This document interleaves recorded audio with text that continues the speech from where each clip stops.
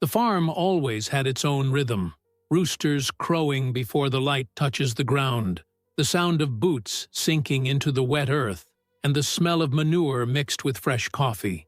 A cycle that doesn't ask permission to happen. It was there that my head rested, where the noise of the world died away, swallowed up by crickets and leaves rustling in the wind. But there are people who don't know how to respect silence, let alone territory. People who think the world is a page of regulations waiting to be scribbled on with a highlighter pen. That morning, everything seemed normal, until I came back from town with a trunk full of feed and stumbled across something that looked like a badly produced parody movie. The main entrance to my farm was blocked off with orange cones, yellow tape, 2 easels, and a sign saying, "Temporarily banned. HOA Regulation 17, be in force." I stood there looking at it for a good few seconds, blinking slowly, trying to figure out if I'd overslept and woken up to a live episode of toxic neighborhood pranks. But it wasn't a prank, it was an invasion, and there, in the middle of all this ridiculous decorative crime, was her. In a beige vest with side pockets, a cap with the HOA logo embroidered on it, something she must have had made herself, and a walkie-talkie hanging from her belt as if she were patrolling the border of an imaginary country. Next to them were 2 uniformed guys who looked like they'd just stepped out of a B-movie casting. Security guard posture, sunglasses, 2 tight shirts, and an air of, "We're doing something very important," even with the cone slung crookedly over their shoulder. The Neighborhood Association Police, as she had the audacity to call them. I stopped the car calmly. I got out slowly, and I approached like someone approaching an improvised circus, with people who believe too much in their own role. Before I could even open my mouth, the woman went on the offensive. "The entrance is temporarily blocked. We are investigating irregularities in the flow of access to the community and the preservation of the visual harmony of the rural road." Yes, she said, visual harmony of the rural road. I circled the scene with my eyes. The cones were all out of alignment, the tape was torn and stuck to one side of the gate, and the easels were wobbly. It looked more like the work of a preschooler trying to set up a barricade at a June party. But she spoke with a confidence that made me curious as to where she practiced these phrases. I didn't answer anything. I just opened the hood of the truck, took out my hat, and put it on my head with the calmness of someone who knows exactly what is about to happen, and she's not going to control it. I walked back to the office. 3 minutes later, the pickup truck from the county police station crossed the dirt road, kicking up dust. I got out with my badge in my pocket and authority in my eyes.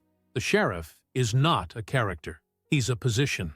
And in that county, the one who signed the warrants, gave the orders, and kept order, was me. I went to that barrier and, with the patience of someone who teaches a child to stop drawing on the wall, I began to dismantle everything, cone by cone, easel by easel. The fake security guard tried to stop me, but all I had to do was show him my badge, and he took 3 steps backwards as if he'd stepped on a landmine. The woman stood by, mute, watching everything fall apart. The aesthetic commander pose was gone. The disconnected walkie-talkie hung loosely from her waist, and for the first time, her eyes were shaking. "This is an abuse of authority. You can't invade an area under HOA intervention," she shouted, in a last-ditch attempt to keep the narrative going.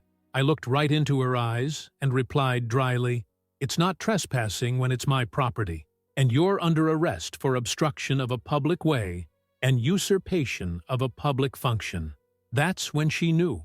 The world she had built with regulation phrases and luxury condominium language had collided with the reality of the countryside. And the countryside doesn't forgive those who try to rule without respect. The report I wrote that night was filed like any other. But what started there didn't end with a report. That was just the beginning. Because when someone loses power, they try to drag everything down with them. The day after the cones were knocked down, the atmosphere was strange. A silence that was more like that moment when the thunder hasn't come yet. but the sky has already darkened. No sign of the woman, no car at the ranch entrance, no movement in the HOA email group, which was even more suspicious. The usual morning harmony reminder wasn't sent. Nothing, just the sound of birds and cows who, luckily, weren't interested in whether their colors fit the community's visual pattern. On Wednesday, the calm ended. First thing in the morning, the town hall employee arrived with an envelope. She said it had been left by a well-dressed lady with a cordial tone and the eyes of a psychopath. Inside was a dossier, 36 pages, bound, numbered, printed on heavyweight paper with a glossy plastic cover. Title on the cover: Documentation for the Urban and Aesthetic Inspection of Farm 19B. I stopped on the balcony and leafed through. Page after page, it listed environmental and aesthetic infractions committed by my property. Each item came with a photograph, date, and a caption, with the kind of delirium that can only be found in the minds of those who think they lead a scenic city. Photo of the wooden fence. Annotation: splintered structure that compromises the visual value of the public road. Picture of a mud puddle in the pasture. Possible mosquito breeding ground, even if aesthetically chaotic. A shaky photo of my jeans hanging on the clothesline. Severe violation of the standard of clothing exposed to the outside public. She had photographed my clothesline. The most impressive part was the section called Visual Mitigation and Community Readjustment Plan. In it, I suggested simple and quick interventions that included painting the barn slate gray, removing any farm items that could be seen from the road, replacing the livestock with animals of more discreet size and light aesthetics, and covering the ground with imported white gravel. The justification? A controlled environment is safer for the soul. I had to reread that sentence 3 times, out loud. At the end of the dossier, there was a term of commitment that I had to sign. A contract with no legal validity, of course, but full of ridiculous paragraphs where I would commit to follow the visual standards of the harmonious extended community and to accept sporadic inspections to ensure that progress does not regress.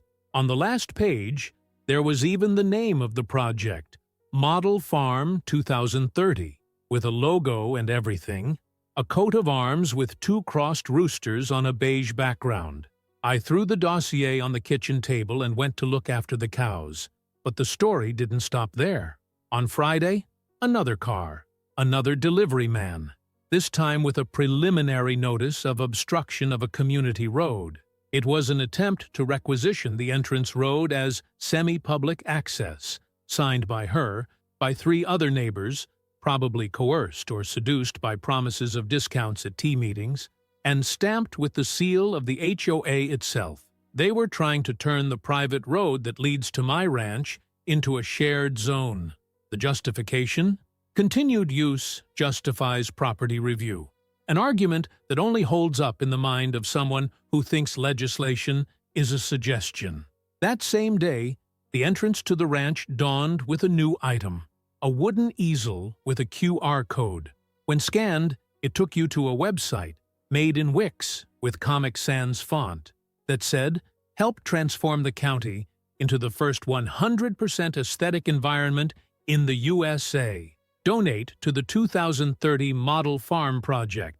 There was a 3-minute video with instrumental music, photos of the barn with a pastel filter, and her walking among the trees as if she were the founder of a spiritual retreat.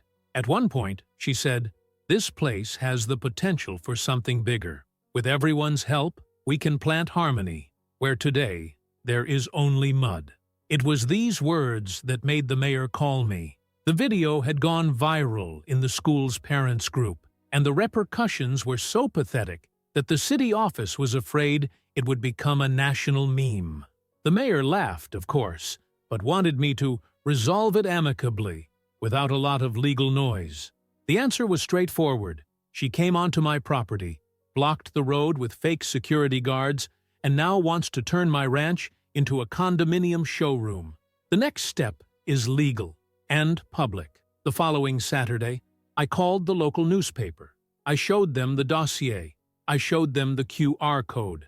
I delivered everything in a brown envelope with the title, Aesthetic Delusions and Rural Coup Attempts. The reporter thought it was a joke, but when he saw the website, he realized it was gold. The following week, the headline was, Residents Association Tries to Take Over Sheriff's Farm with Visually Pleasing Cattle Project. Subtitle, Resident Says Clay is Aesthetically Offensive and suggests replacing it with imported gravel. The woman? She disappeared for a few days. But anyone who knows people like that knows. Silence is just preparation for a final revenge. And her next attempt will go beyond any limits. This time, she won't use cones or paper. She's going to try to mess with the law. Literally. A week after the headline in the local paper, things seem to have cooled down. No new cones, no new website popping up with filtered photos of my farm, and, incredibly, no extrajudicial notices taped to the gate. Even the HOA email group has gone into hibernation mode. Not even the weekly reminders of visual harmony and emotional silence appeared. That's when I realized this was preparation silence. The email arrived on a Monday morning. It was sent by the aide of Councilman Todd Henley, the same guy who campaigned promising new fences for all the schools and ended up getting kicked out of one for trying to charge for bicycle parking. The title was straightforward. Invitation to Public Hearing on Bill 14-093, Regularization of Areas of Aesthetic Community Interest. I read the attachment.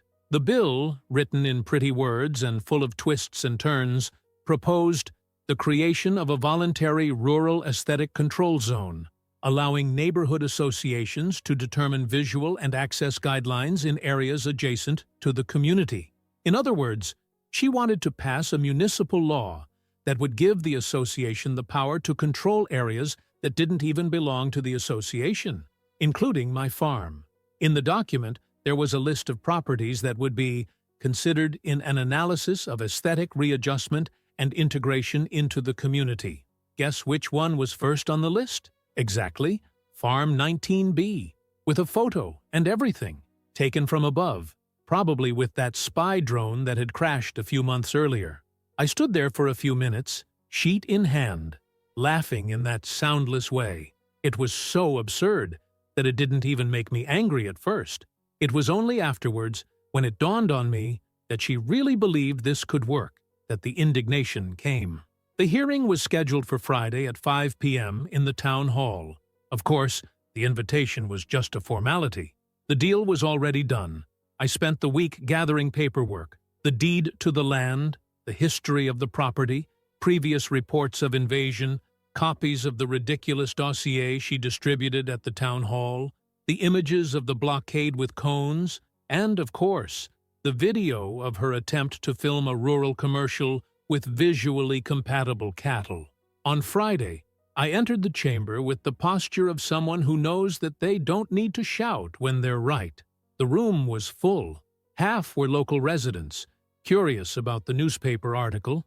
The other half were people from the Residents Association, her cheerleaders, dressed in beige and with matching briefcases. One of them wore a gold brooch with the letters HOA engraved on it like a military rank badge. In the center of the table, the woman. Her posture was upright, her hair was tied back, and she wore an ecological linen blazer. In front of her, a tablet with graphics. Next to it, a map of the region with colored zones indicating critical areas of aesthetic dissonance. Councilor Henley opened the session with a speech that seemed to have been written by the association itself. He talked about the importance of maintaining visual standards that favor collective well-being, and that the rural area of the county needs to enter the 21st century with aesthetic awareness. She was the first to speak. She gave a 15-minute presentation with slides, invented data, and recorded testimonies, all with the same artificial accent and the same beige curtain backdrop. At one point, she let loose. The environment shapes behavior. When we look at the road that leads to Fazenda 19B, we see stifled potential. We see mud, where there could be beauty. We see rusticity, where there should be harmony. The community can no longer ignore this. I didn't interrupt her. I let her finish. Then I asked for the floor. I went up to the pulpit with a brown envelope in my hand and my badge tucked into my waistband. Not as a threat, but as a warning. Whoever is there has authority. Real authority. Legal. Registered. I opened my speech with a silence. Then I asked, has anyone here ever had their property invaded by cones? Have you ever had your road blocked by people dressed as police? Have you ever had your cattle analyzed as aesthetically incompatible? Some nervous laughter broke out, people whispering. I continued. I showed them the photos, the dossier, the notifications. I read passages out loud.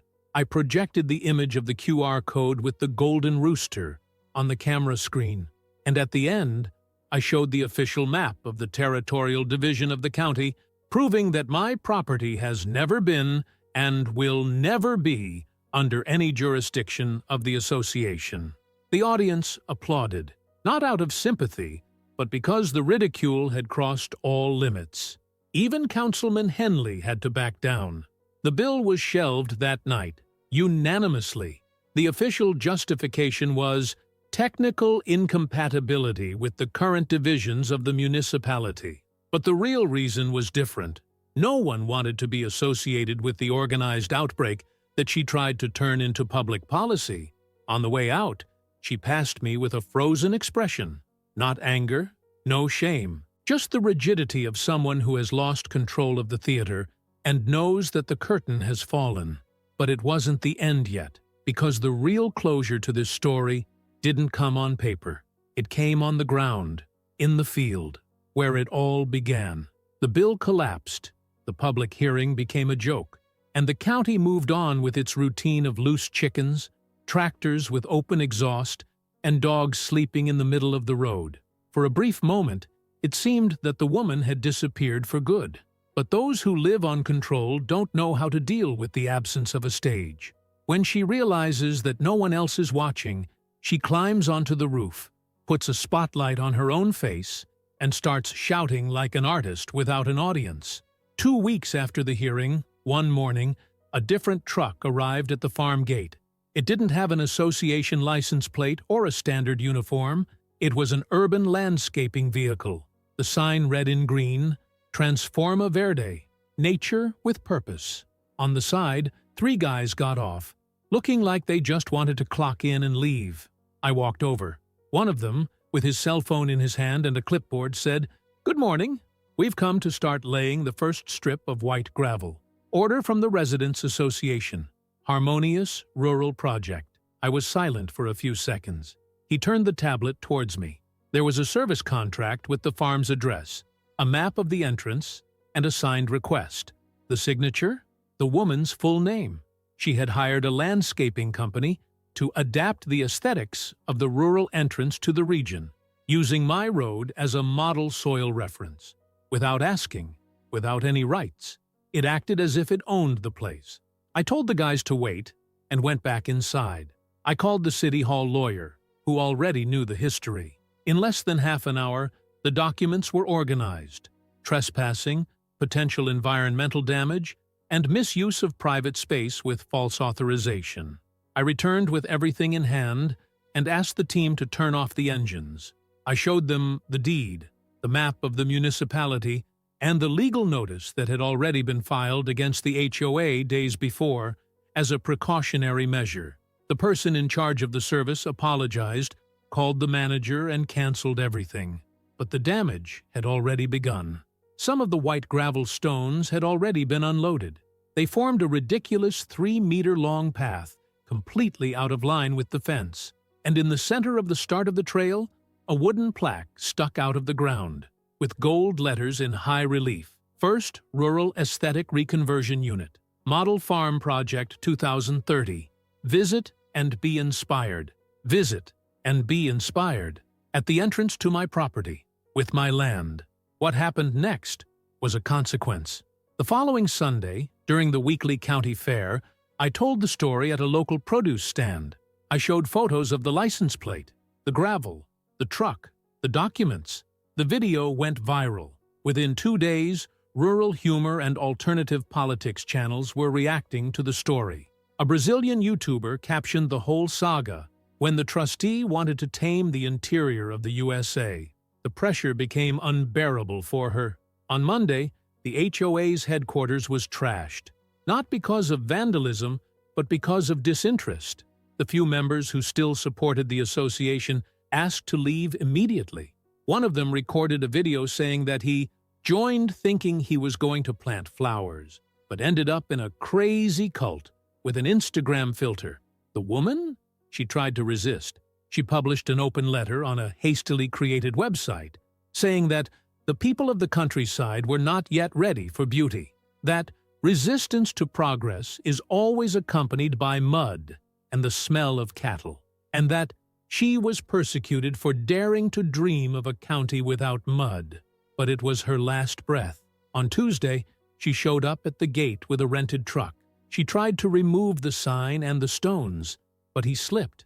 Literally, she stepped on the badly placed gravel, lost her balance, and fell on her butt in the mud she despised so much.